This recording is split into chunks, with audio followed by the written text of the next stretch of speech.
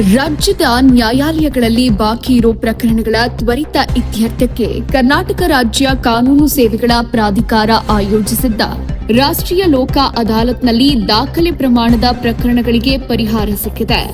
July 11ರಂದು ನಡೆದ ರಾಷ್ಟ್ರೀಯ ಲೋಕ ಅದಾಲತ್ನಲ್ಲಿ ರಾಜ್ಯದಾದ್ಯಂತ ಒಟ್ಟು 977 ಲೋಕ ಅದಾಲತ್ ಪೀಠಗಳನ್ನು ಸ್ಥಾಪಿಸಲಾಗಿದ್ದು, ಹೈಕೋರ್ಟ್ ಹಾಗೂ ಜಿಲ್ಲಾ ತಾಲೂಕು ನ್ಯಾಯಾಲಯಗಳಲ್ಲಿ ಒಟ್ಟು 78,79,558 ಪ್ರಕರಣಗಳನ್ನು ಇತ್ಯರ್ಥಗೊಳಿಸಲಾಗಿದೆ.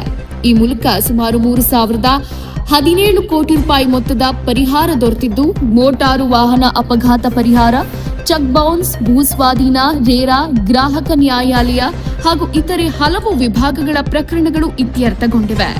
ಸಂಚಾರಿ ನಿಯಮ ಉಲ್ಲಂಘನೆ ಪ್ರಕರಣಗಳಿಗೂ ವಿಶೇಷ ಆದ್ಯತೆ ನೀಡಲಾಗಿದ್ದು, ಲಕ್ಷಾಂತರ ಬಾಕಿ ಚಾಲನ್ ಪ್ರಕರಣಗಳನ್ನು ಇತ್ಯರ್ಥಗೊಳಿಸಿ ಸರ್ಕಾರದ ಬೊಕ್ಕಸಕ್ಕೆ ಕೋಟ್ಯಂತರ ರೂಪಾಯಿ ದಂಡ ಸಂಗ್ರಹಿಸಲಾಗಿದೆ.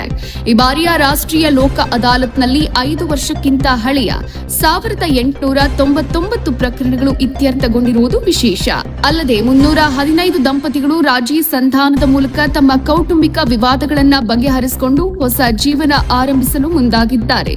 ಮುಂದಿನ ವಿಶೇಷ Lok Adalat July 18ರಂದು check bounce ಪ್ರಕರಣಗಳಿಗಾಗಿ ಹಾಗೂ ಆಗಸ್ಟ್ 21ರಿಂದ 23ರವರೆಗೆ ಸುಪ್ರೀಂ ಕೋರ್ಟ್ ವಿಶೇಷ ಲೋಕ ಅದಾಲತ್ ನಡೆಯಲಿದ್ದು, ಸಾರ್ವಜನಿಕರು ಇದರ ಸದುಪಯೋಗ ಪಡೆಯುವಂತೆ ಕರ್ನಾಟಕ ರಾಜ್ಯ ಕಾನೂನು ಸೇವೆಗಳ ಪ್ರಾಧಿಕಾರ ಮನವಿ ಮಾಡಿದೆ.